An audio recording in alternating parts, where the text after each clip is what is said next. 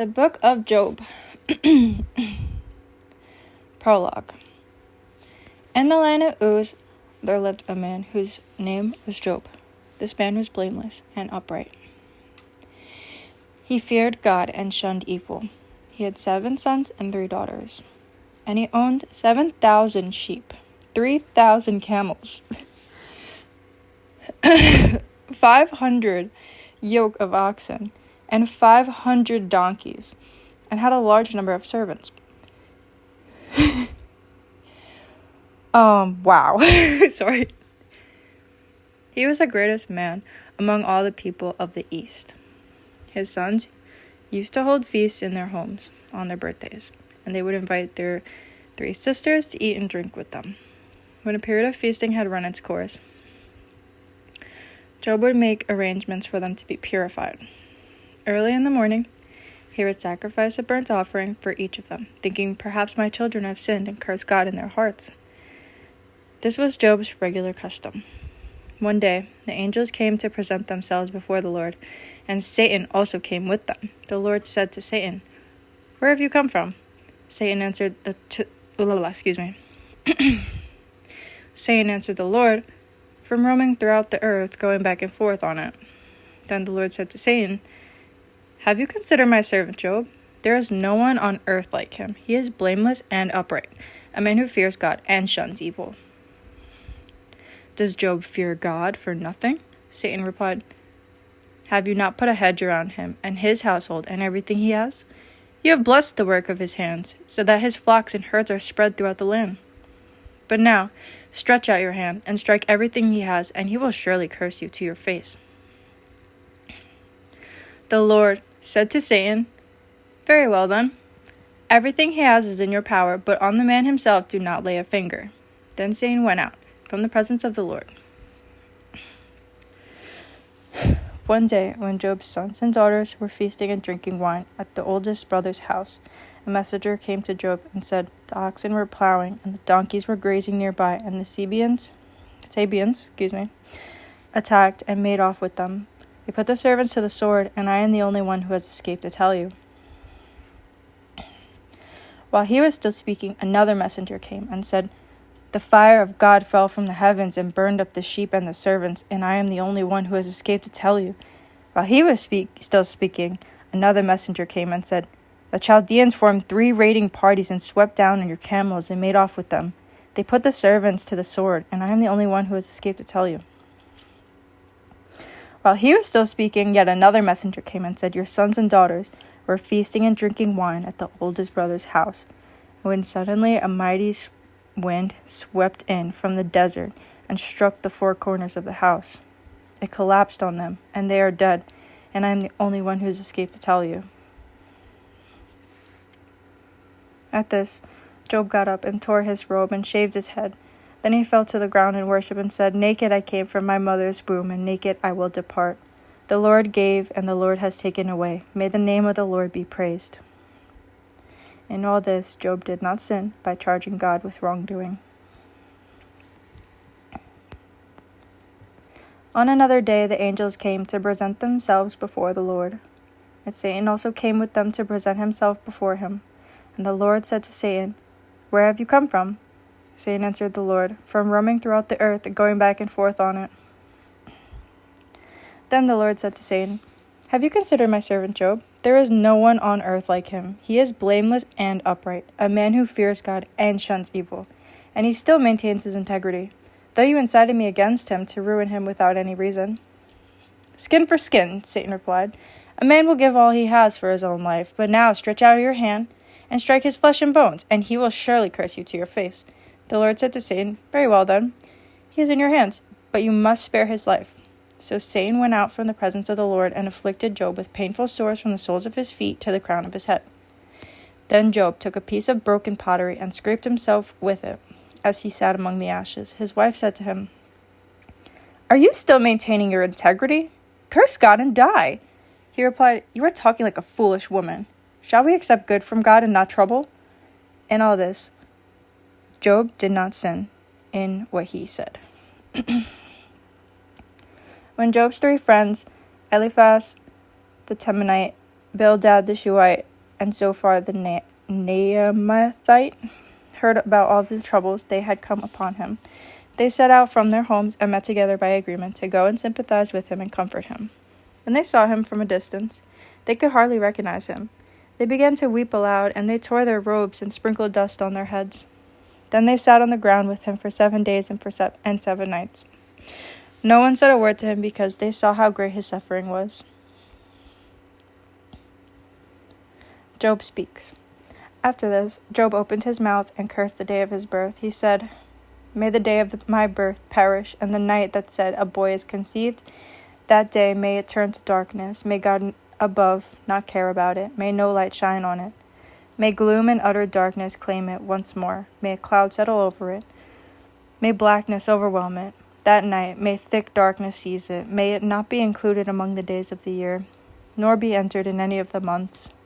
May that night be barren. May no shout of joy be heard in it. May those who curse days curse that day, those who are ready to rouse Leviathan. May its morning stars become dark.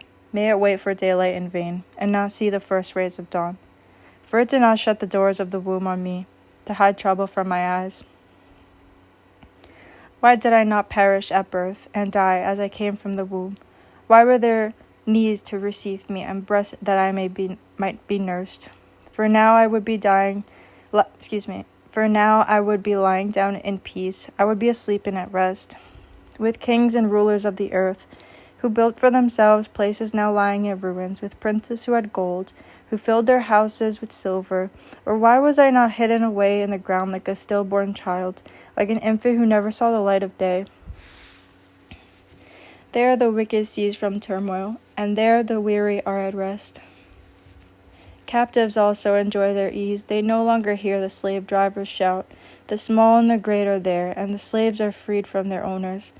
Why is light given to those in misery, and life to the bitter of soul, to those who long for death that does not come, who search for it more than for hidden treasure, who are filled with gladness and rejoice when they reach the grave? Why is life given to a man whose way is hidden, whom God has hedged in? For sighing has become my daily food, my groans pour out like water. What I feared has come upon me, what I dreaded has happened to me. I have no peace, no quietness, I have no rest, but only turmoil." Eliphaz. Then Eliphaz the Temanite replied, "If someone ventures a word with you, will you be impatient? But who can keep from speaking? Think of how you have instructed many, how you have strengthened feeble hands. Your words have supported those who stumbled. You have strengthened faltering knees. But now trouble comes to you and you are discouraged. It strikes you and you are dismayed. Should not your piety be your confidence, and your blameless ways your hope? Consider now, who being innocent has ever perished? Where were the upright were ever destroyed? As I have observed, those who plow evil and those who sow trouble reap it. At the breath of God they perish. At the blast of his anger they are no more. The lions may roar and growl, yet the teeth of the great lions are broken. The lion perishes for lack of prey, and the cubs of the lioness are scattered. A word was secretly brought to me. My ears caught a whisper of it. Amid disquieting dreams in the night, when deep sleep falls on people, fear and trembling seized me and made all my bones shake. A spirit glided past my face, and the hair on my body stood on end. It stopped, but I could not tell what it was. A form stood before my eyes, and I heard a hushed voice. Can a mortal be more righteous than God? Can even a strong man be more pure than his Maker? If God places no trust in his servants, if he charges his angels with error, how much more those who live in houses of clay, whose foundations are in the dust, who are crushed more readily than a moth. Between dawn and dusk they are broken to pieces. Unnoticed they perish forever. Are not the cords of their tent pulled up so that they die without wisdom? Call if you will, but who will answer you? To which of the holy ones will you turn? Resentment kills a fool, and envy slays the simple. I myself have seen a fool taking root, but suddenly his house was cursed. His children are far from safety, crushed in court without a defender. The hungry consume his harvest. taking it even from among thorns, and the thirsty pant after his wealth. For hardship does not spring from the soil, nor does trouble sprout from the ground. Yet man is born to trouble, as surely as sparks fly upward. But if I were you, I would appeal to God. I would lay my cause before him. He performs wonders that cannot be fathomed, miracles that cannot be counted. He provides rain for the earth. He sends water on the countryside. The lowly he sets on high, and those who mourn are lifted to safety. He thwarts the plans of the crafty, so that their hands achieve no success. He catches the wise in their craftiness, and the schemes of the wily are swept away. Darkness comes upon them in the daytime. At noon they grope as in the night. He saves the needy from the sword in their mouth. He saves them from the clutches of the powerful. So the poor have hope, and injustice shuts its mouth. Blessed is the one whom God corrects. So do not despise the discipline of the Almighty, for he wounds, but he also binds up. He injures, but his hands also heal. From 6 calamities he will rescue you. In 7 no harm will touch you. In famine he will deliver you from death, and in battle from the stroke of the sword. You will be protected from the lash of the tongue, and need not fear when destruction comes. You will laugh at destruction and famine, and need not fear the wild animals. For you will have a covenant with the stones of the field, and the wild animals will be at peace with you. You will know that your tent is secure. You will take stock of your property and find nothing missing. You will know that your children will be many, and your descendants like the grass of the earth. You will come to the grave in full vigor, like sheaves gathering in season. We have examined this, and it is true, so hear it and apply it to yourself.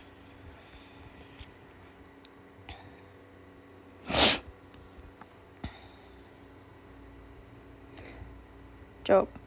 Then Job replied, if only my anguish could be weighed, and all my misery be placed on the scales, it would surely outweigh the sand of the seas. No wonder my words have been impetuous. The arrows of the Almighty are in me. My spirit drinks in their poison. God's terrors are marshaled against me. Does a wild donkey bray when it has grass, or an ox bellow when it has fodder? Is tasteless food eaten without salt, or is there flavor in the sap of the mallow? I refuse to touch it. Such food makes me ill. Oh, that I might have my request, that God would grant what I hope for, that God would be willing to crush me, to let loose his hand and cut off my life. Then I would still have this consolation, my joy in unrelenting pain, that I had not denied the words of the Holy One. What strength do I have that I should still hope? What prospects that I should be patient? Do I have the strength of stone? Is my flesh bronze?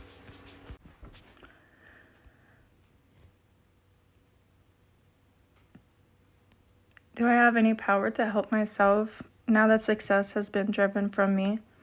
Anyone who withholds kindness from a friend forsakes the fear of the Almighty, but my brothers are as undependable as intermittent streams, as the streams that overflow when darkened by thawing ice and swollen with melting snow, but that stop flowing in the dry season and in the heat vanish from their channels. Caravans turn aside from their routes. They go off into the wasteland and perish. The caravans of Tema look for water. The traveling merchants of Sheba look in hope. They are distressed because they had been confident. They arrived there only to be disappointed.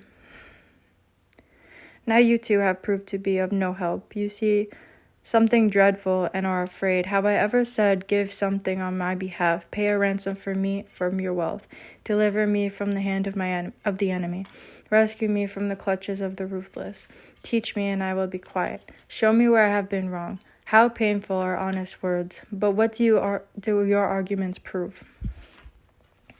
Do you mean to correct what I say and treat my desperate words as wind? You would even cast lots for the fatherless and barter away your friend. But now be so kind as to look at me. Would I lie to your face? Relent, do not be unjust. Reconsider, for my integrity is at stake. Is there any wickedness on my lips? Can my mouth not discern malice? Do not mortals have hard service on earth? Are not their days like those of hired laborers? Like a slave longing for the evening shadows, or a hired laborer waiting to be paid, so I have been allotted months of futility, and nights of misery have been assigned to me. When I lie down, I think, how long before I get up? The night drags on, and I toss and turn until dawn. My body is clothed with worms and scabs. My skin is broken and festering. My days are swifter than a weaver's shuttle, and they come to an end without hope. Remember, O God, that my life is but a breath. My eyes will never see happiness again. The eye that now sees me will see me no longer. You will look for me, but I will be no more. As a cloud vanishes and is gone, so one who goes down to the grave does not return. He will never come to his house again. His place will know him no more. Therefore I will not keep silent. I will speak out in the anguish of my spirit. I will complain in the bitterness of my soul. Am I the sea or the monster of the deep that you put me under guard? When I think my bed will comfort me and my couch will ease my complaint, even then you frighten me with dreams and terrify me with visions, that I prefer strangling and death rather than this body of mine. I despise my life. I will not live forever. Let me alone. My days have no meaning.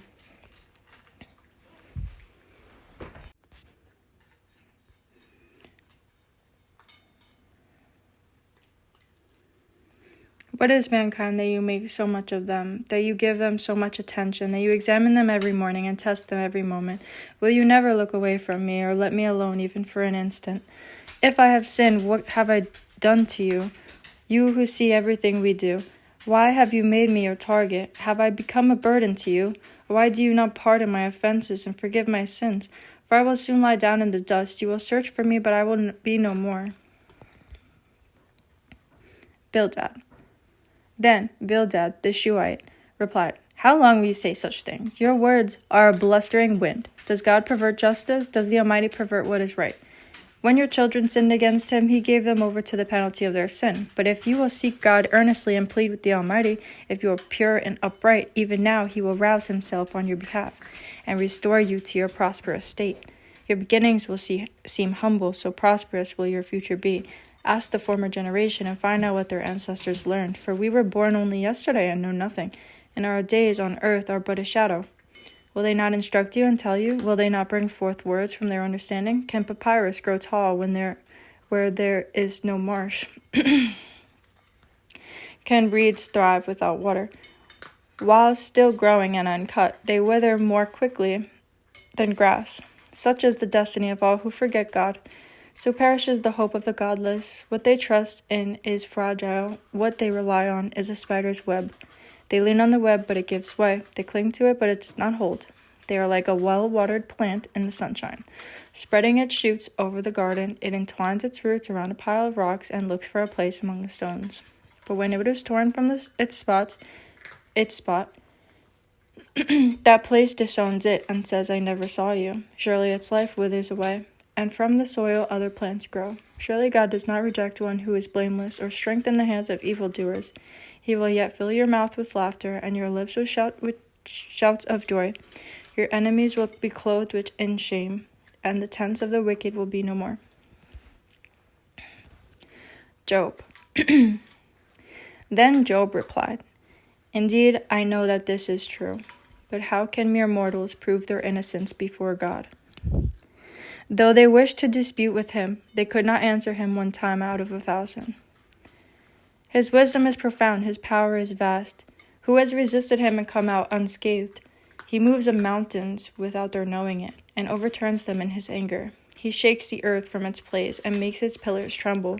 He speaks to the sun, and it does not shine. He seals off the light of the stars. He alone stretches out the heavens and treads on the waves of the sea. He is the maker of the bear and Orion, the Pleiades, and the constellations of the south. He performs wonders that cannot be fathomed, miracles that cannot be counted. When he passes me, I cannot see him. When he goes by, I cannot perceive him. If he snatches away, who can stop him? Who can say to him, What are you doing? God does not restrain his anger. Even the cohorts of Rahab cowered at his feet. How then can I dispute with him? How can I find words to argue with him? Though I were innocent, I could not answer him. I could only plead with my judge for mercy. Even if I summoned him and he responded, I do not believe he would give me a hearing. He would crush me with a storm and multiply my wounds for no reason. He would not let me catch my breath, but would overwhelm me with misery. If it is a matter of strength, he is mighty, and if it is a matter of justice, who can challenge him? Even if I were innocent, my mouth would condemn me. If I were blameless, it would pronounce me guilty. Although I am blameless, I have no concern for myself. I despise my own life. It is all the same. That is why I say he destroys both the blameless and the wicked. When a scourge brings sudden death, he mocks the despair of the innocent. When a land falls into the hands of the wicked, he blindfolds its judges. If it is not he, then who is it? My days are swifter than a runner. They fly away without a glimpse of joy. They skim past like boats of papyrus, like eagles swooping down on their prey. If I say I will forget my complaint, I will change my expression and smile. I will dread all my sufferings, for I know you will not hold me innocent. Since I am already found guilty, why should I struggle in vain? Even if I wash myself with soap and my hands with cleansing powder, you would plunge me into a slime pit, so that even my clothes would detest me. He is not a mere mortal like me, that I might answer him, that we might confront each other in court. If only there were someone to mediate between us, someone to bring us together, someone to remove God's rod from me, so that his terror would frighten me no more. Then I would speak up without fear of him, but as it now stands with me, I cannot.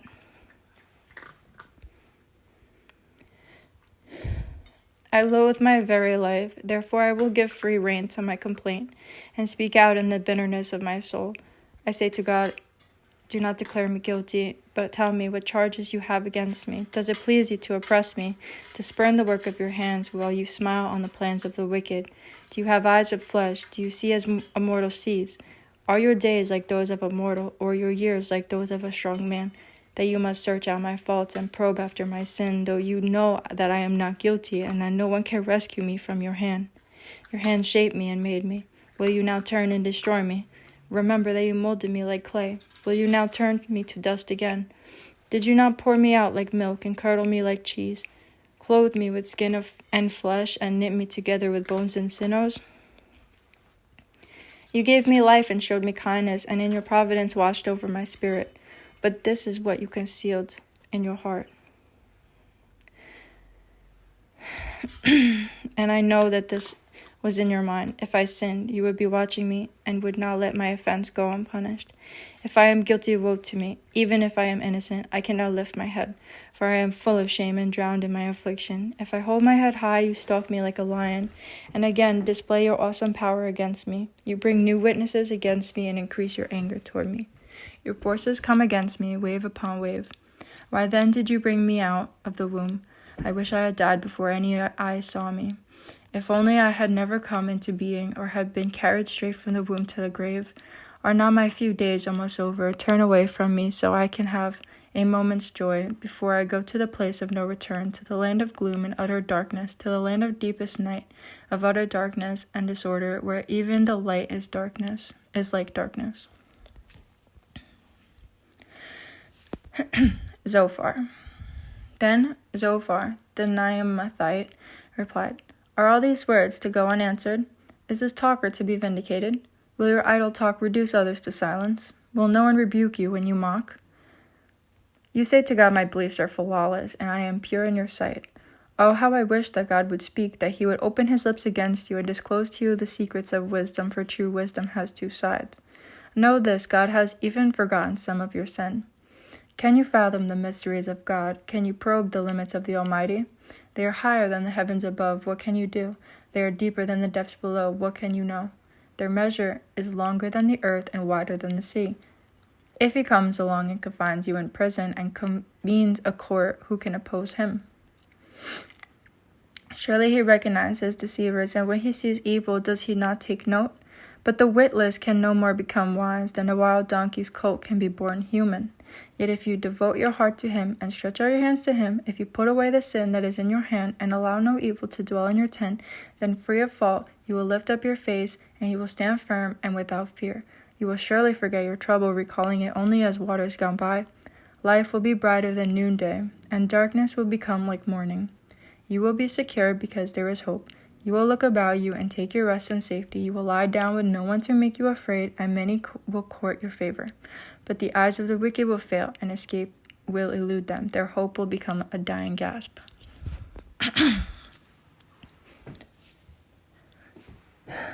Job.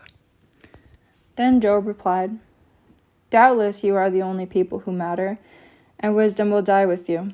But I have a mind as well as you. I am not inferior to you. Who does not know all these things? I have become a laughingstock to my friends, though I called on God and he answered, a mere laughingstock, though righteous and blameless. Those who are at ease have contempt for misfortune, as the fate of those whose feet are slipping. The tents of marauders are undisturbed, and those who provoke God are secure, those God has in his hand. But ask the animals, and they will teach you, or the birds in the sky, and they will tell you, or speak to the earth, and it will teach you, or let the fish in the sea inform you. Which of all these does not know that the hand of the Lord has done this? In his hand is the life of every creature, and the breath of all mankind. Does not the ear test words, as the tongue tastes food? Is not wisdom found among the aged? Does not long life bring understanding? To God belong wisdom and power, counsel and understanding are his. What he tears down cannot be rebuilt, those he imprisons cannot be released. If he holds back the waters, there is drought. If he lets them loose, they devastate the land. To him belong strength and insight. Both deceived and deceiver are his. He leads rulers away stripped, and makes fools of judges. He takes off the shackles put on by kings, and ties a long loincloth around their waist. He leads priests away stripped, and overthrows officials long established. He silences the lips of trusted advisers, and takes away the discernment of elders. He pours contempt on nobles, and disarms the mighty. He reveals the deep things of darkness, and brings utter darkness into the light.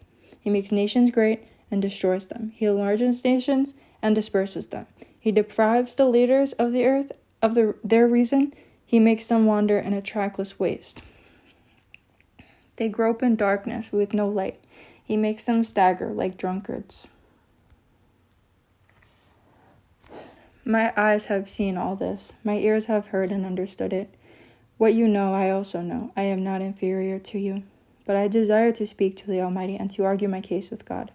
You, however, smear me with lies. You are worthless physicians, all of you. If only you would be altogether silent. For you, that would be wisdom. Hear now my argument. Listen to the pleas of my lips. Will you speak wickedly on God's behalf? Will you speak deceitfully for him? Will you show him partiality? Will you argue the case for God? Would it turn out well if he examined you? Could you deceive him as you might deceive a mortal? He would surely call you to account if you secretly show partiality. Would not his splendor terrify you? Would not the dread of him fall on you? Your maxims are proverbs of ashes, your defenses are defenses of clay. Keep silent and let me speak. Then come to me what may. Why do I put myself in jeopardy and take my life in my hands?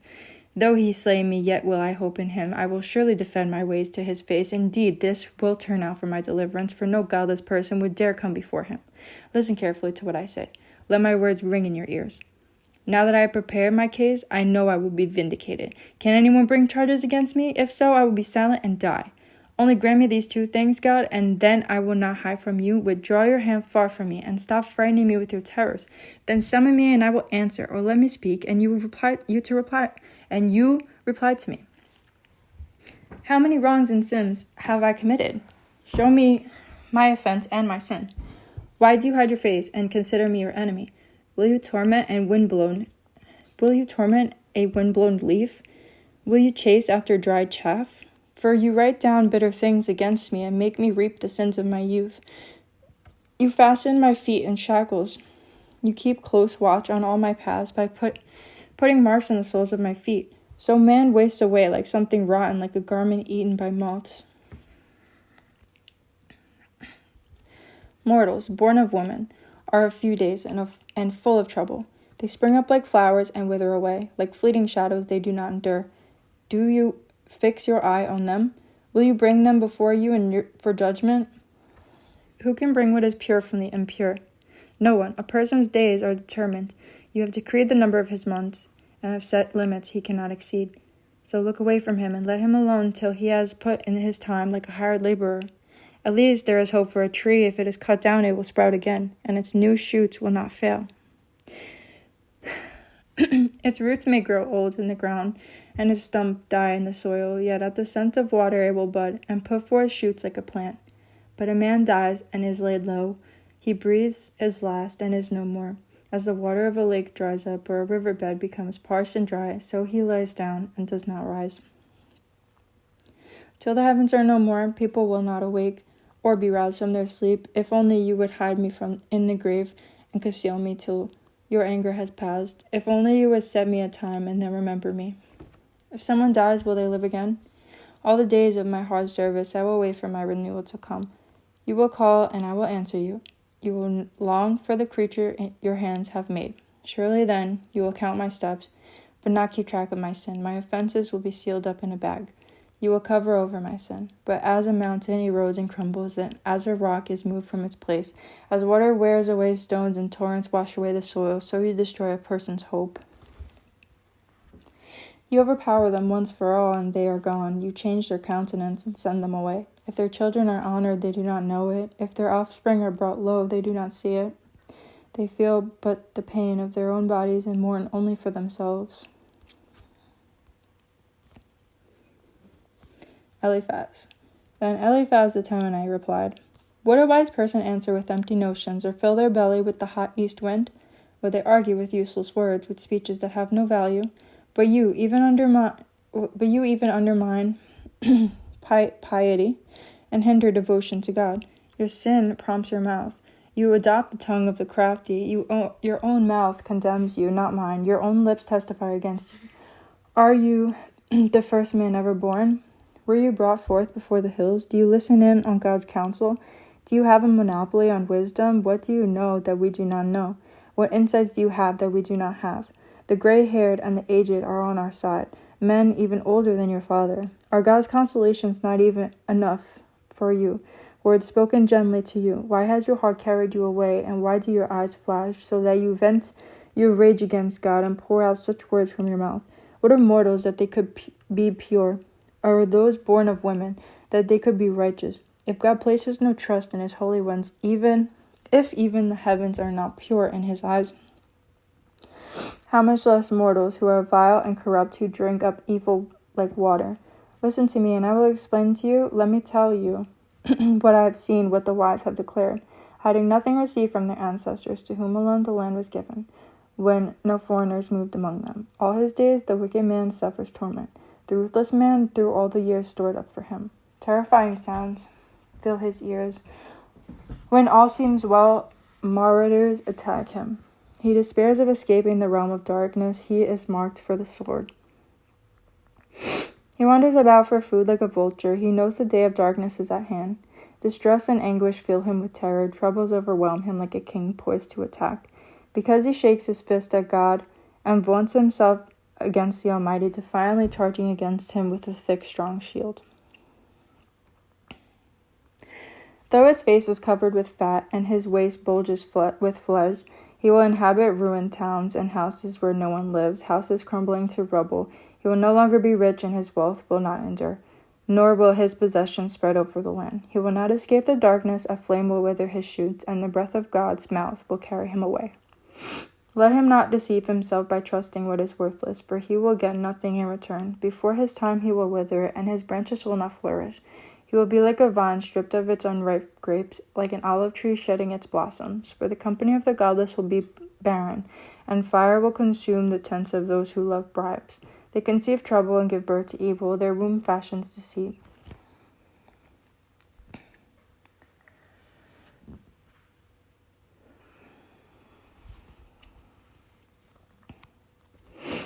Job. Then Job replied, I have heard many things like these. You are miserable comforters, all of you. Will your long-winded speeches never end? What ails you that you keep on arguing? I also could speak like you. If you were in my place, I could make fine speeches against you and shake my head at you. But my mouth would encourage you. Comfort from my lips would bring you relief. Yet if I speak, my pain is not relieved. And if I refrain, it does not go away. Surely, God, you have worn me out. You have devastated my entire household. You have shriveled me up, and it has become a witness. My gauntness rises up and testifies against me. God assails me and tears me in his anger and gnashes his teeth at me. And my opponent fastens on me his piercing eyes. People open their mouths to jeer at me. They strike my cheek in scorn and unite together against me. God has turned me over to the ungodly and thrown me into the clutches of the wicked. All was well with me, but he shattered me. He seized me by the neck and crushed me. He has made me his target. His archers surround me. Without pity, he pierces my kidneys and spills my gall on the ground. Again and again he bursts upon me. He rushes at me like a warrior. I have sewed sackcloth over my skin and buried my brow in the dust. My face is red with weeping. Dark shadows ring my eyes, yet my hands have been free of violence, and my prayer is pure. Earth, do not cover my blood. May my cry never be laid to rest. Even now my witness is in heaven. My advocate is on high. My intercessor is my friend, as my eyes pour out tears to God on behalf of a man who pleads. He pleads with God as one pleads for a friend. Only a few years will pass before I take the path of no return.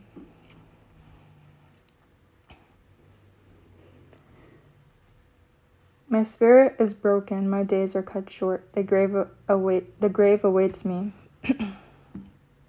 Surely mockers surround me. My eyes must dwell in their hostility. Give me, O God, the pledge you demand. Who else will put up security for me? You have closed their minds to understanding. Therefore you will not let them triumph. If anyone denounces their friends for reward, the eyes of their children will fail. God has made me a byword to everyone, a man in whose face people spit. My eyes have grown dim with grief. My whole frame is but a shadow. The upright are appalled at this. The innocent are aroused against the ungodly. Nevertheless, the righteous will hold to their ways, and those with clean hands will grow stronger. But come on, all of you, try again. I will not find a wise man among you. My days have passed, my plans are shattered. Yet the desires of my heart turn night into day. In the face of the darkness, light is near. If the only home I hope for is the grave, if I spread out my bed in the realm of darkness, if I say to corruption, you are my father, and to the worm, my mother or my sister, where then is my hope? Who can see any hope for me? Will it go down to the gates of death? Will we descend together into the dust? Bildad. Then Bildad the Shuhite replied, when will you end these speeches? Be sensible, and then we can talk. Why are we regarded as cattle, and considered stupid in your sight? You who tear yourself to pieces in your anger, is the earth to be abandoned for your sake, or must the rocks be moved from their place? The lamp of a wicked man is snuffed out. The flame of his fire stops burning. The light in his tent becomes dark. The lamp beside him goes out. The vigor of his step is weakened. His own schemes throw him down. His feet thrust him into a net. He wanders into its mesh. A trap seizes him by the heel. A snare holds him fast. A noose is hidden for him on the ground. A trap lies in his path. Terror startle him on every side and dog his every step. Calamity is hungry for him. Disaster is ready for him. When he falls, it eats away parts of his skin. Death's firstborn devours his limbs. He is torn from the security of his tent and marched off to the king of terrors. Fire resides in his tent. Burning sulfur is scattered over his dwelling. His roots dry up below, and his branches wither above. The memory of him perishes from the earth. He has no name in the land. He is driven from light into the realm of darkness, and is banished from the world. He has no offspring or descendants among his people, no survivor where once he lived. People of the west are appalled at his fate. Those of the east are seized with horror. Surely such is the dwelling of an evil man, such is the place of one who does not know God.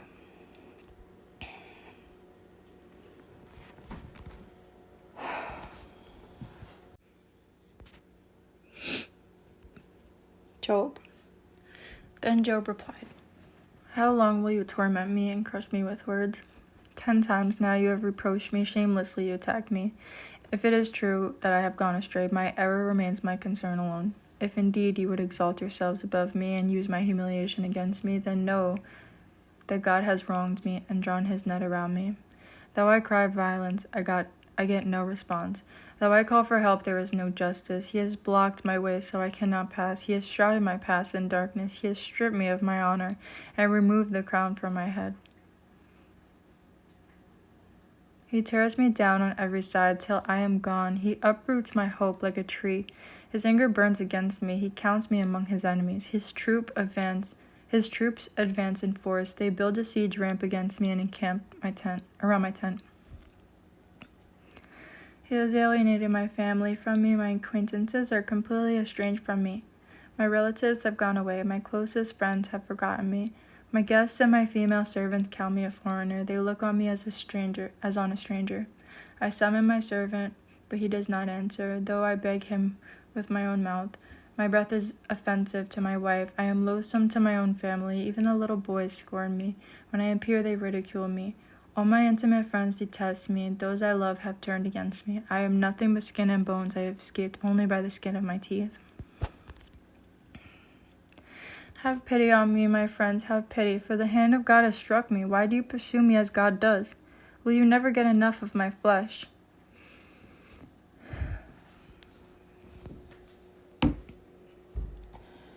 Oh, that my words were recorded, that they were written on a scroll, that they were inscribed with an iron tool on lead or engraved in rock forever.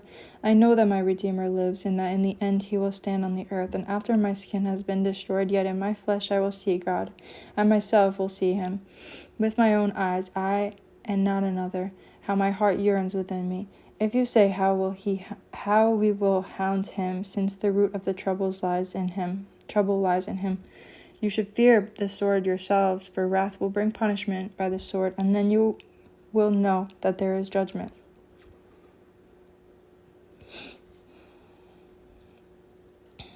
Zophar. Then Zophar the Naamathite replied, My troubled thoughts prompt me to answer, because I am greatly disturbed. I hear a rebuke that dishonors me, and my understanding inspires me to reply.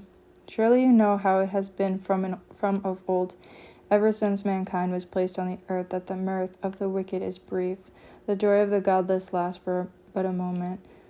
Though the pride of the godless person reaches to the heavens, and his head touches the clouds, he will perish forever like his own dung.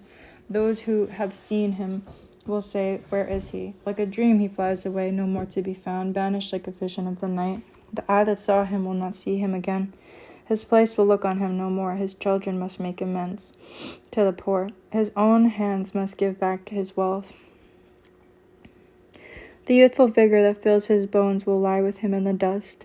Though evil is sweet in his mouth, and he hides it under his tongue, though he cannot bear to let it go, and lets it linger in his mouth, yet his food will turn sour in his stomach. It will become the venom of serpents within him.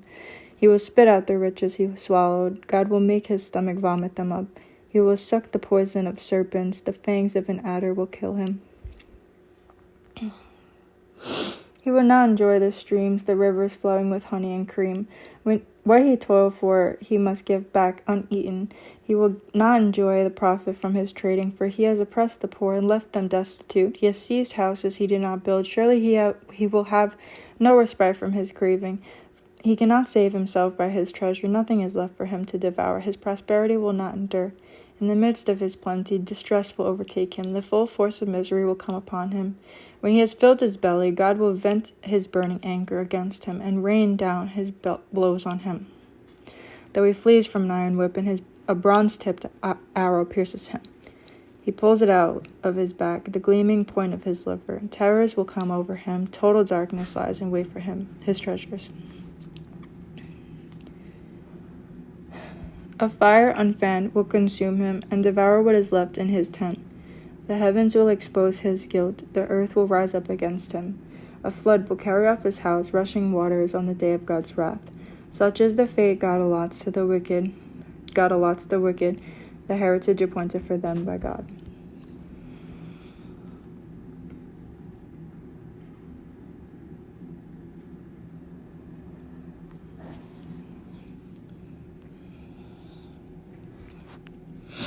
Job. Then Job replied, Listen carefully to my words. Let this be the consolation you give me.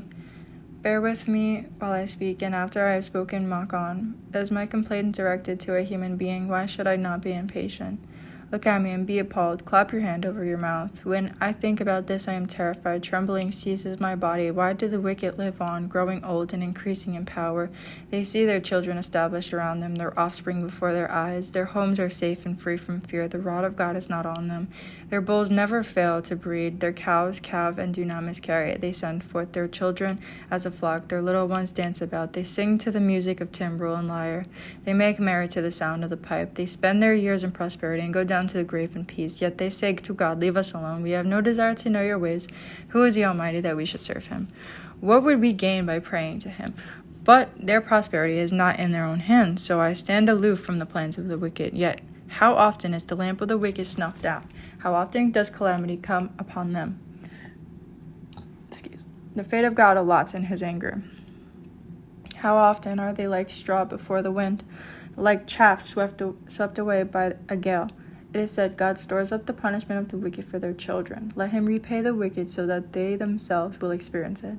Let their own eyes see their destruction. Let them drink the cup of the wrath of the Almighty. For what do they care about the families they leave behind? When their allotted months come to an end, can anyone teach knowledge to God, since he judges even the highest? One person dies in full vigor, completely secure in ideas, well nourished in body, bones rich with marrow. Another dies in bitterness of soul, never having enjoyed anything good. Side by side they lie in the dust, and worms cover them both. I know full well what you are thinking, the schemes by which you would wrong me. You say, where now is the house of the great, the tents where the wicked live? Have you never questioned those who travel? Have you paid no regard to their accounts? That the wicked are spared from the day of calamity, that they are delivered from the day of wrath? Who denounces their conduct to their favor? Who repays them for what they have done? They are carried to the grave, and watch is kept over their tombs. The soil in the valley is sweet to them, everyone follows after them, and a countless throng goes before them. So how can you console me with your nonsense? Nothing is left of your answers but falsehood. Eliphaz. Then Eliphaz the Temanite replied, Can a man be of benefit to God? Can even a wise person benefit him? What pleasure would it give the Almighty if you were righteous? What would he gain if your ways were blameless? Is it for your piety that he rebukes you and brings charges against you? Is not your wickedness great? And are not your sins endless? You demanded security from your relatives for no reason. You stripped people of their clothing, leaving them naked. You gave no water to the weary, and you withhold food from the hungry. Though you were a powerful man owning land, and an honored man living on it, and you sent widows away empty-handed, and broke the strength of the fatherless, that is why snares are all around you, that why sudden peril terrifies you, why it is so dark you cannot see, and why a flood of waters covers you. Is not God in the heights of heaven, and see how lofty are the highest stars? Yet you say, what does God know? Does he judge through such darkness? Thick clouds veil him, so he does not see us as he goes about in the vaulted heavens. Will you keep to the old path that the wicked have trod? They were carried off before their time, their foundations washed away by a flood. They said to God, leave us alone. What can the Almighty do to us? Yet it was he who filled their houses with good things. So I stand aloof from the plans of the wicked. The righteous see their ruin and rejoice. The innocent mock them, saying, surely our foes are destroyed, and fire devours their wealth. Submit to God and be at peace with him. In this way prosperity will come to you. Accept instruction from his mouth and lay up his words in your heart. If you turn to the Almighty, you will be restored.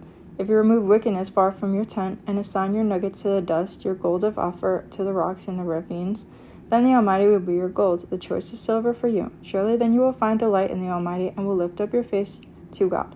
You will pray to him, and he will hear you, and you will fulfill your vows. What you decide on will be done, and light will shine on your ways. When people are brought low, and you say, lift them up, then he will save the downcast. He will deliver even one who is not innocent, who will be delivered through the cleanness of your hands. Job. Then Job replied, even today my complaint is bitter. His hand is heavy in spite of my groaning.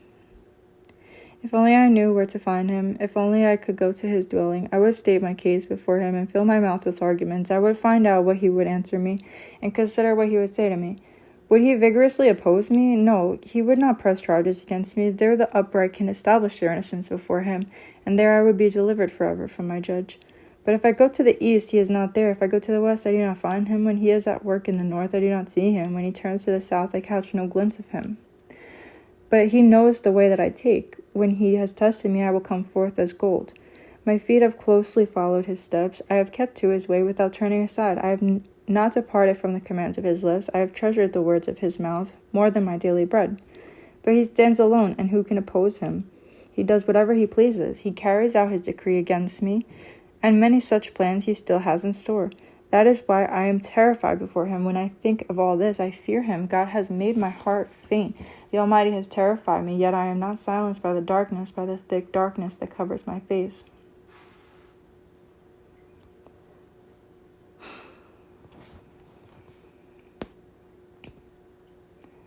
Why does the Almighty not set times for judgment? Why must those who know him look in vain for such days? There are those who move boundary stones, they pasture flocks. They have stolen, they drive away the orphan's donkey and take the widow's ox in pledge. They thrust the needy from the path and force all the poor of the land into hiding. Like wild donkeys in the desert, the poor go about their labor of foraging food. The wasteland provides food for their children. They gather fodder in the fields and glean in the vineyards of the wicked. Lacking clothes, they spend the night naked. They have nothing to cover themselves in the cold. They are drenched by mountain rains and hug the rocks for lack of shelter. The fatherless child is snatched from the breast. The infant of the poor is seized for a debt. Lacking clothes, they go about naked. They carry the sheaves, but still go hungry. They crush olives among the terraces. They tread the wine presses, yet suffer thirst. The groans of the dying rise from the city, and the souls of the wounded cry out for help. But God charges no one with wrongdoing. There are those who rebel against the light, who do not know its ways or stay in its paths. When daylight is gone, the murderer rises up, kills the poor and needy, and in the night steals forth like a thief. The eye of the adulterer watches for dusk. He thinks no eye will see me, and he keeps his face concealed. In the dark, thieves break into houses, but by day they shut themselves in. They want nothing to do with the light. For all of them, midnight is their morning. They make friends with the terrors of darkness. Yet they are foam on the surface of the water. Their portions of the land is cursed, so that no one goes to the vineyards. As heat and drought snatch away the melted snow, so the grave snatches away those who have sinned. The womb forgets them, the worm feasts on them. The wicked are no longer remembered, but are broken like a tree. They prey on the barren and childless woman, and to the widow they show no kindness. But God drags away the mighty by his power. Though they become established, they have no assurance of life. He may let them rest in a field of security, but his eyes are on their ways. For a little while they are exalted, and then they are gone. They are brought low and gathered up like all others. They are cut off like heads of grain. If this is not so, who can prove me false and reduce my words to nothing? Bildad. Then Bildad the Shuhite replied, Dominion and all belong to God. He established order in the heights of heaven. Can his forces be numbered? On whom does his light not rise? How then can a mortal be righteous before God? How can one born of woman be pure? If even the moon is not bright and the stars are not pure in his eyes, how much less a mortal who is but a maggot, a human being who is only a worm?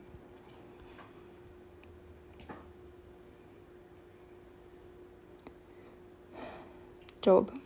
And Job replied, How you have helped the powerless! How you have saved the arm that is feeble! What advice you have offered to one without wisdom! And what great insight you have displayed! Who has helped you utter these words, and whose spirit spoke from your mouth? The dead are in deep anguish, those beneath the waters and all that live in them. The realm of the dead is naked before God. Destruction lies uncovered. He spreads out the northern skies over empty space. He suspends the earth over nothing. He wraps up the waters in his clouds, yet the clouds do not burst under their weight. He covers the face of the full moon, spreading his clouds over it. He marks out the horizon on the face of the waters for a boundary between light and darkness. The pillar of the heavens quake aghast at his rebuke. By his power he churned up the sea. By his wisdom he cut Rahab to pieces. By his breath the skies became fair. His hand pierced the gliding serpent.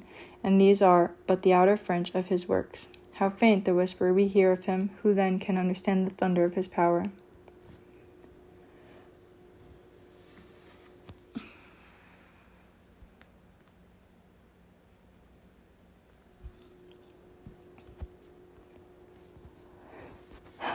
Job's final word to his friends. And Job continued his discourse. As surely as God lives, who has denied me justice, the Almighty who has made my life bitter, as long as I have life within me, the breath of God in my nostrils, my lips will not say anything wicked, and my tongue will not utter lies. I will never admit you are in the right. Till I die, I will not deny my integrity. I will maintain my innocence and never let go of it. My conscience will not reproach me as long as I live. May my enemy be like the wicked, my adversary like the unjust. For what hope have the godless when they are cut off, when God takes away their life? Does God listen to their cry when distress comes upon them? Will they find delight in the Almighty? Will they call on God at all times? I will teach you about the power of God. The ways of the Almighty I will not conceal. You have all seen this yourselves. Why then this meaningless talk? Here is the fate God allots to the wicked, the heritage a ruthless man receives from the Almighty. However many his children, their fate is the sword. His offspring will never have enough to eat. The plague will bury those who survive him, and their widows will not weep for them. Though he heaps up silver like dust and clothes like piles of clay, what he lays up the righteous will wear, and the innocent will divide his silver. The house he builds is like a moth's cocoon, like a hut made by a watchman. He lies down wealthy, but will do so no more. When he opens his eyes, all is gone. Terrors overtake him like a flood. A tempest snatches him away in the night. The east wind carries him off and he is gone. It sweeps him out of his place. It hurls itself against him without mercy as he flees headlong from its power. It claps its hands in derision and hisses him out of his place.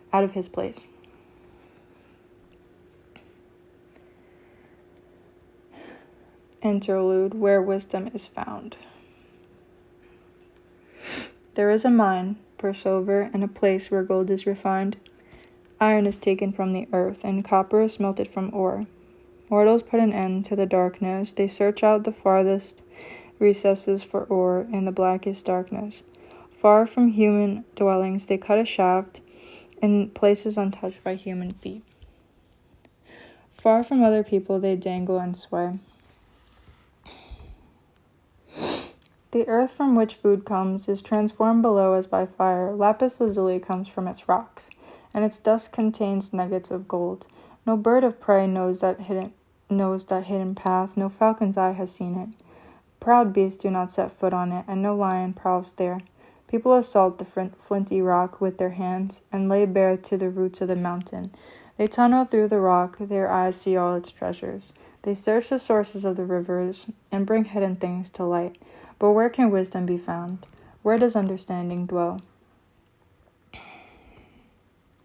No mortal comprehends its worth. It cannot be found in the land of the living.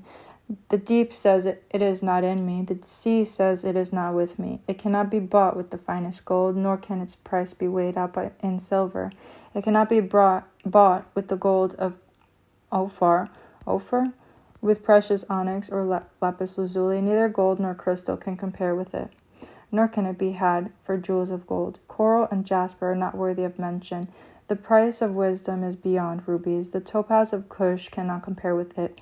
It cannot be bought with pure gold. Where then does wisdom come from? Where does understanding dwell? It is hidden from the eyes of every living thing, concealed even from the birds in the sky. Destruction and death say only a rumor of it has reached our ears. God understands the way to it, and he alone knows where it dwells, for he views the ends of the earth and sees everything under the heavens. When he established the force of the wind and measured out the waters, when he made a decree for the rain and a path for the thunderstorm, then he looked at wisdom and appraised it. He confirmed it and tested it, and he said to the human race, the fear of the Lord, that is wisdom, and to shun evil is understanding.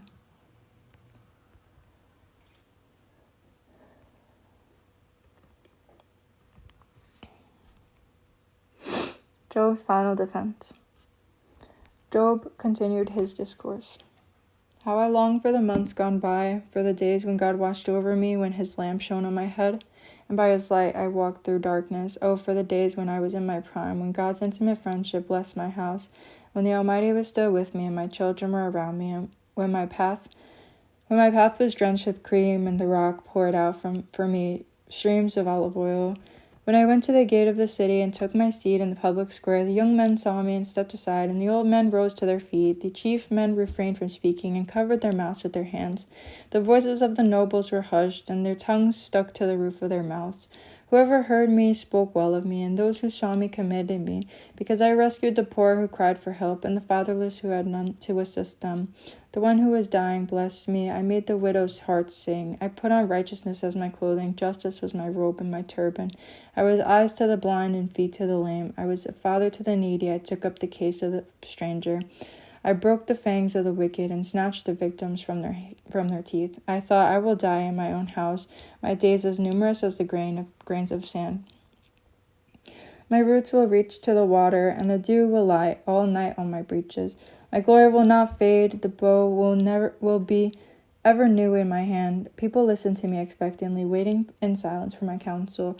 After I had spoken, they spoke no more. My words fell gently on their ears. They waited for me as for showers, and I drank in my words as the spring rain. When I smiled at them, they scarcely believed it. The light of my face was precious to them. I chose the way for them and sat as their chief. I dwelt as a king among his troops. I was like one who comforts mourners.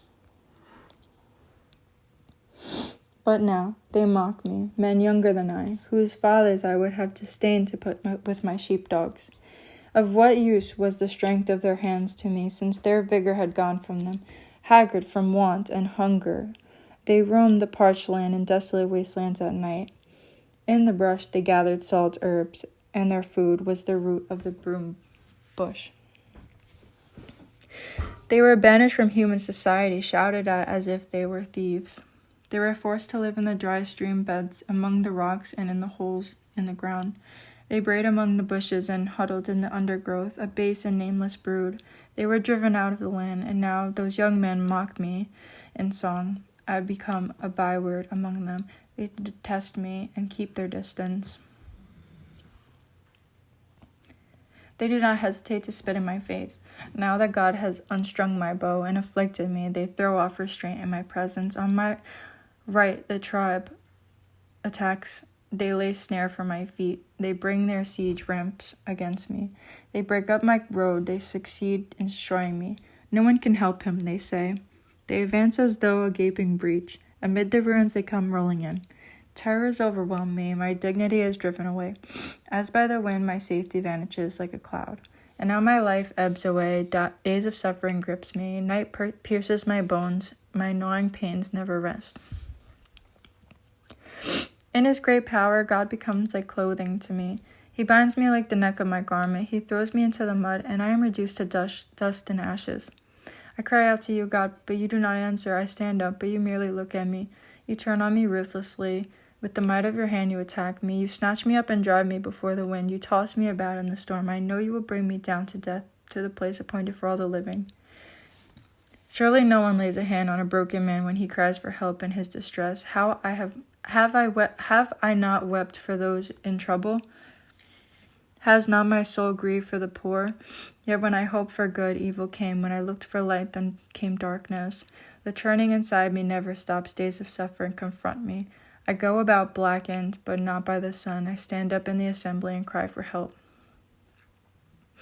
I have become a brother of jackals, a companion of owls. My skin grows black and peels. My body burns with fever. My lyre is tuned to mourning, and my pipe to the sound of wailing.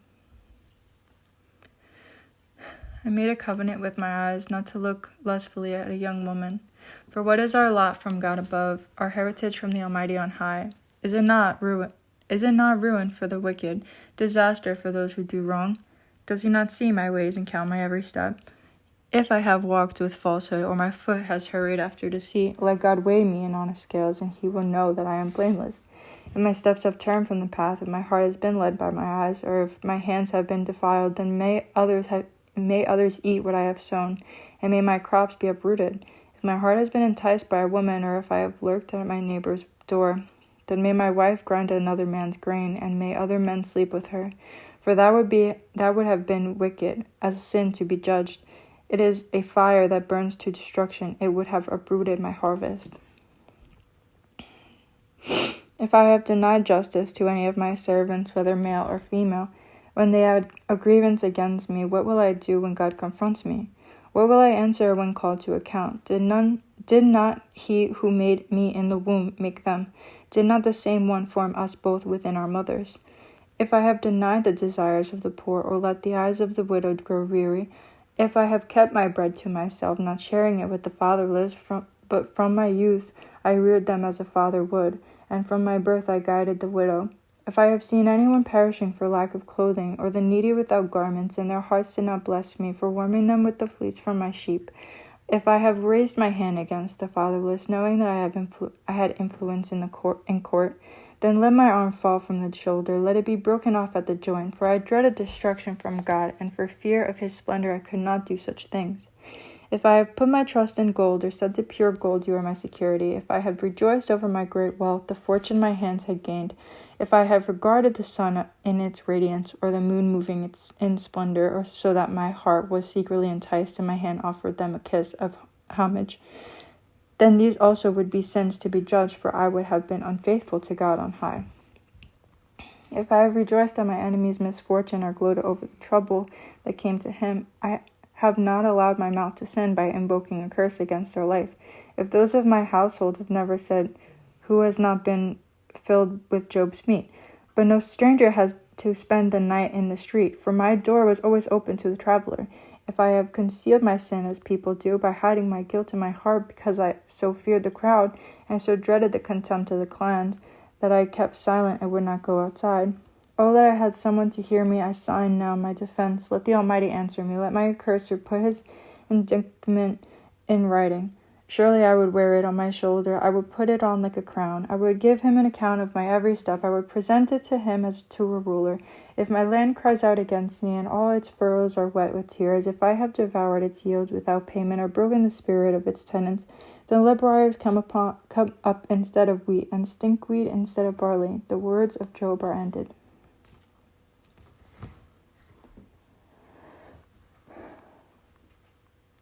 Elihu.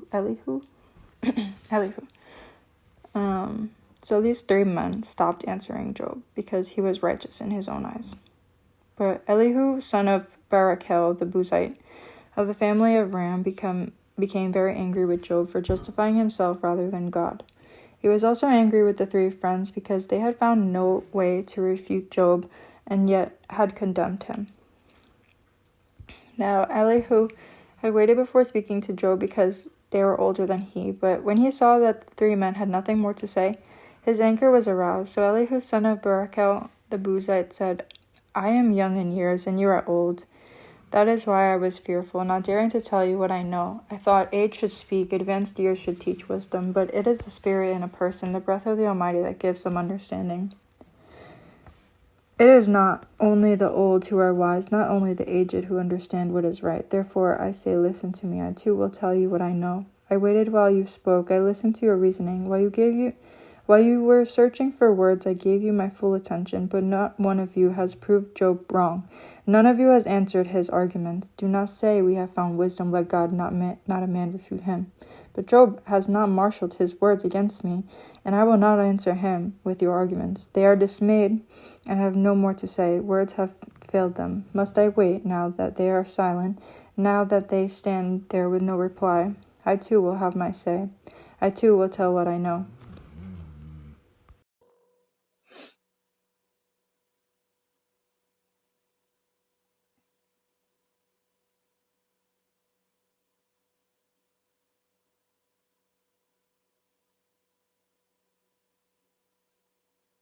For I am full of words, and the spirit within me compels me. Inside I am like bottled up wine, like new wineskins ready to burst. I must speak and find relief. I must open my lips and reply. I will show no partiality, nor will I flatter anyone, for if I were skilled in flattery, my Maker would soon take me away. But now, Job, listen to my words. Pay attention to everything I say. I am about to open my mouth. My words are on the tip of my tongue. My words come from an upright heart. My lips sincerely speak what I know. The Spirit of God has made me, the breath of the Almighty gives me life. Answer me then, if you can. Stand up and argue your case before me. I am the same as you in God's sight. I too am a piece of clay. No fear of me should alarm you, nor should my hand be heavy on you. But you have said in my hearing, I heard the very words, I am pure, I have done no wrong, I am clean and free from sin. Yet God has found fault with me. He considers me his enemy. He fastens my feet in shackles. He keeps close watch on all my paths. But I tell you, in this you are not right, for God is greater than any mortal. Why do you complain to him that he responds to no one's words? For God for God does speak now one way, now another, though no one perceives it, in a dream, in a vision of the night, when deep sleep falls on people as they slumber in their beds. He may speak in their ears and terrify them with warnings to turn them from wrongdoing and keep them from pride to preserve them from the pit, their lives from perishing by the sword. Or someone may be chastened on a bed of pain, with constant distress in their bones, so that their body finds food repulsive, and their soul loathes the choicest meat. Their flesh wastes away to nothing, and their bones once hidden now stick out. They draw near to the pit, and their life to the messengers of death. Yet if there is an angel at their side, a messenger, one out of 1,000, sent to tell them how to be upright, and he is gracious to that person and says to God, spare them from going down to the pit. I have found a ransom for them. Let their flesh be renewed like a child's. Let them be restored as in the days of their youth. Then that person can pray to God and find favor with him. They will see God's face and shout for joy. He will restore them to full well-being. And they will go to others and say, I have sinned, I have perverted what is right, but I did not get what I deserved. God has delivered me from going down to the pit, and I shall live to enjoy the light of life. God does all these things to a person twice, even 3 times, to turn them back from the pit, that the light of life may shine on them. Pay attention, Job, and listen to me. Be silent, and I will speak. If you have anything to say, answer me. Speak up, for I want to vindicate you. But if not, then listen to me. Be silent, and I will teach you wisdom. Then Elihu said, Hear my words, you wise men. Listen to me, you men of learning. For the ear tests words, as the tongue tastes food. Let us discern for ourselves what is right. Let us learn together what is good. Job says I am innocent, but God denies me justice. Although I am right, I am considered a liar. Although I am guiltless, his arrow inflicts as an incurable wound. Is there anyone like Job who drinks scorn like water? He keeps company with evildoers.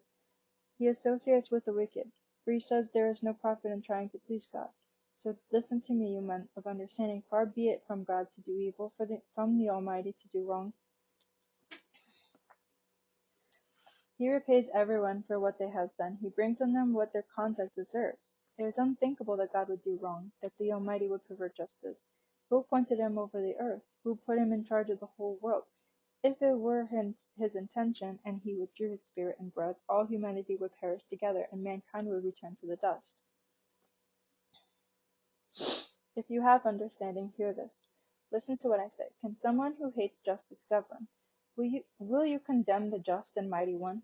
Is he not the one who says to kings, you are worthless, and to nobles, you are wicked? Who shows no partiality to princes, and does not favor the rich over the poor? For they are all the work of his hands. They die in an instant in the middle of the night. The people are shaken, and they pass away. The mighty are removed without human hand. His eyes are on the ways of mortals. He sees their every step. There is no deep shadow, no utter darkness where evildoers can hide. God has no need to examine people further, that they should come before him for judgment. Without inquiry, he shatters the mighty and sets up others in their place. Because he takes note of their deeds, he overthrows them in the night, and they are crushed. He punishes them for their wickedness where everyone can see them, because they turned from following him and had no regard for any of his ways. They caused the cry of the poor to come before him, so that he heard the cry of the needy. But if he remained silent, who can condemn him? If he hides his face, who can see him? Yet he is over individual and nation alike, to keep the godless from ruling, from laying snares for the people. Suppose someone says to God, I am guilty, but will offend no more. Teach me what I cannot see. If I have done wrong, I will not do so again. Should God then reward you on your own terms, on your terms, when you refuse to repent? You must decide, not I. You must decide, not I. So tell me what you know. Men of understanding declare. Wise men who hear me say to me, Job speaks without knowledge, his words lack insight. Oh, that Job might be tested to the utmost for answering like a wicked man. To his sin he adds rebellion. Scornfully he claps his hands among us and multiplies his words against God.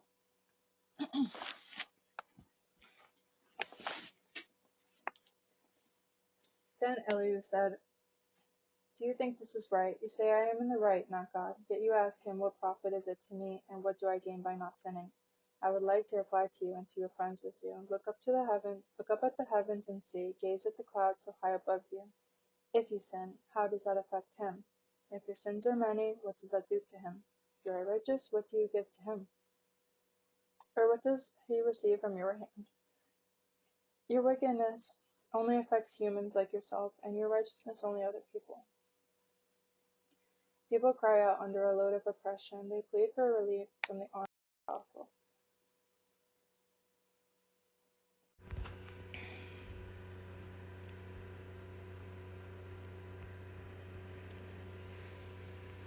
People cry out under a load of oppression. They plead for relief from the arm of the powerful.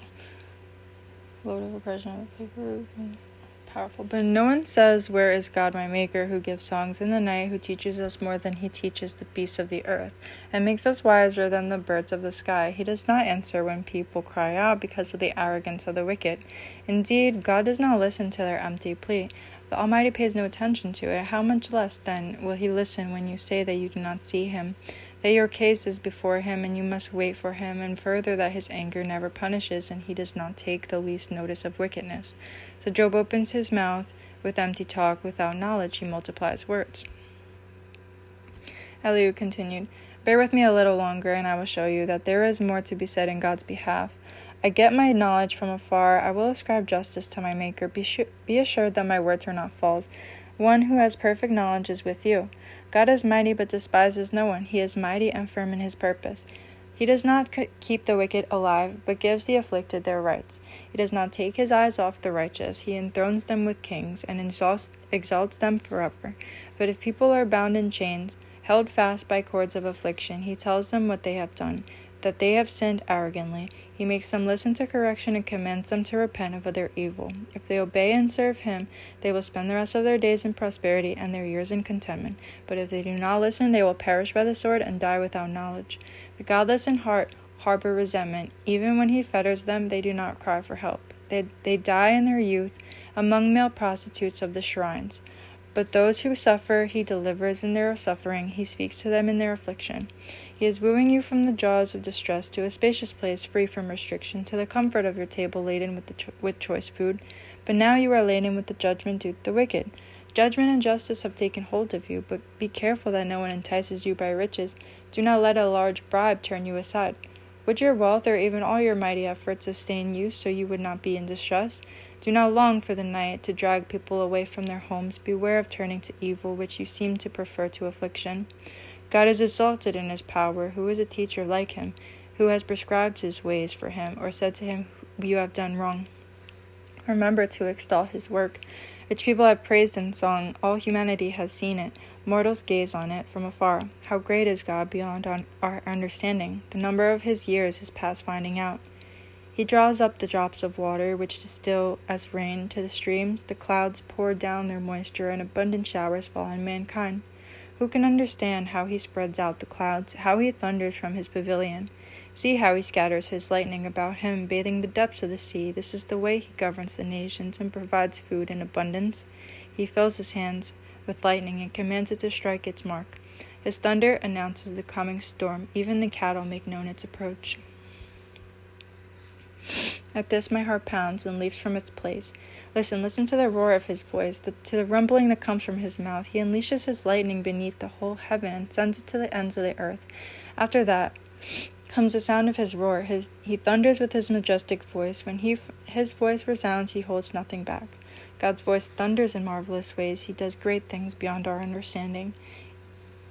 He says to the snow, "Fall on the earth," and to the rain shower, "Be a mighty downpour," so that everyone he has made know his work. He stops all people from their labor. The animals take cover. They remain in their dens. The tempest comes out from its chamber, the cold from the driving winds.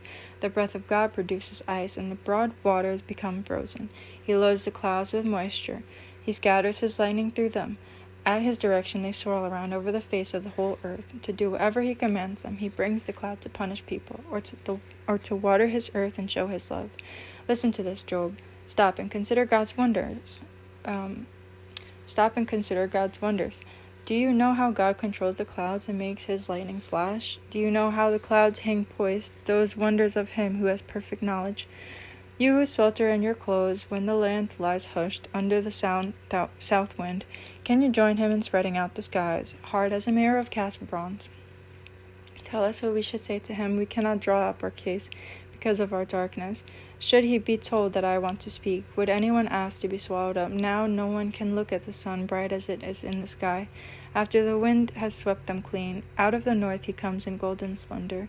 God comes in awesome majesty. The Almighty is beyond our reach and exalted in power. In his justice and great righteousness he does not oppress. Therefore people revere him, for does he not have regard for all the wise in heart? The Lord speaks. Then the Lord spoke to Job out of the storm. He said, "Who is this that obscures my plans with words without knowledge? Brace yourself like a man. I will question you, and you shall answer me. Where were you when I laid the earth's foundation? Tell me if you understand. Who marked off its dimensions? Surely you know. Who stretched a measuring line across it? On what were its footings set? Or who laid its cornerstone? While the morning stars sang together and all the angels shouted for joy. Who shut up the sea behind doors when it burst forth from the womb, when I made the clouds its garment and wrapped it in thick darkness, when I fixed limits for it and set its doors and bars in place, when I said, this far you may come and no farther, here is where your proud waves halt. Have you ever given orders to the morning or shown the dawn its place, that it might take the earth by the edges and shake the wicked out of it? The earth takes shape like clay under a seal. Its features stand out like those of a garment. The wicked are denied their light, and their upraised arm is broken. Have you journeyed to the springs of the sea, or walked in the recesses of the deep? Have the gates of death been shown to you? Have you seen the gates of the deepest darkness? Have you comprehended the vast expanses of the earth? Tell me if you know all this. What is the way to the abode of light, and where does darkness reside? Can you take them to their places? Do you know the path to their dwellings? Surely you know, for you are already born. You have lived so many years. Have you entered the storehouses of the snow, or seen the storehouses of the hail, which I reserve for times of trouble, for days of war and battle? What is the way to the place where the lightning is dispersed, or the place where the east winds are scattered over the earth? Who cuts a channel for the torrents of rain, and a path for the thunderstorm, to water a land where no one lives, an uninhabited desert, to satisfy a desolate wasteland, and make it sprout with grass? Does the rain have a father? Who fathers the drops of dew? From whose womb comes the ice? Who gives birth to the frost from the heavens? When the waters become hard as snow, when the surface of the deep is frozen, can you bind the chains of the Pleiades? Can you loosen Orion's belt? Can you bring forth the constellations in their seasons, or lead out the bear with its cubs? Do you know the laws of the heavens? Can you set up God's dominion over the earth? Can you raise your voice to the clouds and cover yourself with a flood of water? Do you send the lightning bolts on their way? Do they report to you, here we are? Who gives the ibis wisdom, or gives the rooster understanding? Who has the wisdom to count the clouds? Who can tip over the water jars of the heavens? When the dust becomes hard, and the clouds of earth stick together, do you hunt the prey for the lioness and satisfy the hunger of the lions when they crouch in their dens or lie in wait in a thicket? Who provides food for the raven when its young cry out to God and wander about for lack of food? Do you know when the mountain goats give birth? Do you watch when the doe bears her fawn? Do you count the months till they bear? Do you know the time they give birth? They crouch down and bring forth their young. Their labor pains are ended. Their young thrive and grow strong in the wilds. They leave and do not return. Who let the wild donkey go free? Who untied its ropes? I gave it the wasteland as its home, the salt flats as its habitat. It laughs at the commotion in the town. It does not hear a driver shout. It ranges the hills for its pasture and searches for any green thing. Will the wild ox consent to serve you? Will it stay by your manger at night? Can you hold it to the furrow with a harness? Will it till the valleys behind you? Will you rely on it for its great strength? Will you leave your heavy work to it? Can you trust it to haul in your grain and bring it to your threshing floor? The wings of the ostrich flap joyfully, though they cannot compare with the wings and feathers of the stork. She lays her eggs in the ground and lets them warm in the sand, unmindful that a foot may crush them, that some wild animal may trample them. She treats her young harshly as if they were not hers. She cares not that her labor was in vain, for God did not endow her with wisdom or give her a share of good sense. Yet when she spreads her feathers to run, she laughs at horse and rider. Do you give the horse its strength, or clothe its neck with a flowing mane? Do you make it leap like a locust? striking terror with its proud snorting. It paws fiercely, rejoicing in its strength, and charges into the fray. It laughs at fear, afraid of nothing. It does not shy away from the sword. The quiver rattles against its side, along with the flashing spear and lance. In frenzied excitement, it eats up the ground. It cannot stand still when the trumpet sounds. At the blast of the trumpet, it snorts. Aha! It catches the sound of battle from afar, the shout of commanders and the battle cry. Does the hawk take flight by your wisdom and spread its wings toward the south? Does the eagle soar at your command and build its nest on high? It dwells on a cliff and stays there at night. A rocky crag is its stronghold. From there it looks for food, its eyes detect it from afar. Its young ones feast on blood, and where the slain are, there it is. The Lord said to Job, will the one who contends with the Almighty correct him? Let him who accuses God answer him. Then Job answered the Lord, I am unworthy. How can I reply to you? I put my hand over my mouth. I spoke once, but I have no answer. Twice, but I will say no more. Then the Lord spoke to Job out of the storm. Brace yourself like a man. I will question you, and you shall answer me. Would you discredit my justice? Would you condemn me to justify yourself? Do you have an arm like God's, and can your voice thunder like his? Then adorn yourself with glory and splendor, and clothe yourself in honor and majesty. Unleash the fury of your wrath. Look at all who are proud, and bring them low. Look at all who are proud, and humble them. Crush the wicked where they stand. Bury them in the dust together. Shroud their faces in the grave. Then I myself will admit to you that your own right hand can save you. Look at Behemoth. Look at Behemoth, which I made along with you, and which feeds on grass like an ox. What strength it has in its loins, what power in the muscles of its belly. Its tail sways like a cedar, the sinews of its thighs are close knit, its bones are tubes of bronze, its limbs like rods of iron. It ranks first among the works of God, yet its maker cannot approach it with his sword. The hills bring it their produce, and all the wild animals play nearby. Under the lotus plants it lies, hidden among the reeds in the marsh. The lotuses conceal it in their shadow. The poplars by the stream surround it. A raging river does not alarm it. It is secure though the Jordan should surge against its mouth. Can anyone capture it by the eyes, or trap it and pierce its nose? Can you pull in Leviathan with a fishhook, or tie down its tongue with a rope? Can you put a cord through its nose, or pierce its jaw with a hook? Will it keep begging you for mercy? Will it speak to you with gentle words? Will it make an agreement with you for you to take it as your slave for life? Can you make a pet of it like a bird, or put it on a leash for the young women in your house? Will traders barter for it? Will they divide it up among the merchants? Can you fill its head with harpoons, or its head with fishing spears? If you lay a hand on it, you will remember the struggle and never do it again. Any hope of subduing it is false. The mere sight of it is overpowering. No one is fierce enough to rouse it. Who then is able to stand against me? Who has a claim against me that I must pay? Everything under heaven belongs to me. I will not fail to speak on Leviathan's limbs, its strength, and its graceful form. Who can strip off its outer coat? Who can penetrate its double coat of armor? Who dares open the doors of its mouth? Ringed about with fearsome teeth, its back has rows of shields, tightly sealed together. Each is so close to the next that no air can pass between. They are joined fast to one another. They cling together and cannot be parted. Its snorting throws out flashes of light. Its eyes are like the rays of dawn. Flames stream from its mouth. Sparks of fire shoot out. Smoke pours from its nostrils, as from a boiling pot over burning reeds. Its breath sets coals ablaze, and flames dart from its mouth. Strength resides in its neck. Dismay goes before it. The folds of its flesh are tightly joined. They are firm and immovable. Its chest is hard as rock, hard as a lower millstone. When it rises up, the mighty are terrified. They retreat before its thrashing. The sword that reaches it has no effect, nor does the spear or the dart or the javelin. Iron it treats like straw, and bronze like rotten wood. Arrows do not make it flee. Sling stones are like chaff to it. A club seems to it but a piece of straw. It laughs at the rattling of the lance. Its undersides are jagged potsherds, leaving a trail in the mud like a threshing sledge. It makes the depths churn like a boiling cauldron, and stirs up the sea like a pot of ointment. It leaves a glistening wake behind it. One would think the deep had white hair. Nothing on earth is its equal, a creature without fear. It looks down on all that are haughty. It is king over all that are proud. Job. Then Job replied to the Lord, I know that you can do all things. No purpose of yours can be thwarted. You asked, who is this that obscures my plans without knowledge? Surely I spoke of things I do not understand, things too wonderful for me to know. You said, listen now, and I will speak. I will question you, and you shall answer me. My ears had heard of you, but now my eyes have seen you. Therefore I despise myself and repent in dust and ashes. Epilogue. After the Lord had said these things to Job, he said to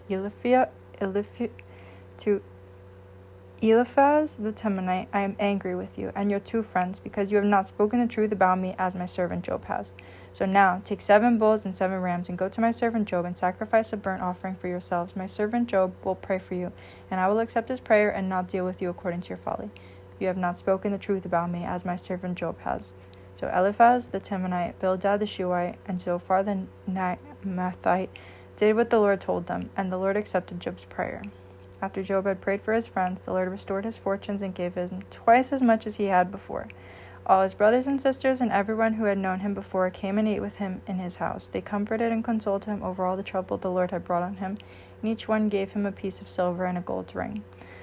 The Lord blessed the latter part of Job's life more than the former part. He had 14,000 sheep, 6,000 camel, 1,000 yoke of oxen, and 1,000 donkeys. And he also had 7 sons and 3 daughters. The first daughter he named Jemimah, the second Keziah, and the third Karen Hapuk. Nowhere in all the land were there found women as beautiful as Job's daughters, and their father granted them an inheritance along with their brothers. After this, Job lived 140 years. He saw his children and their children to the 4th generation, and so Job died an old man and full of years. The end. The end part I added myself.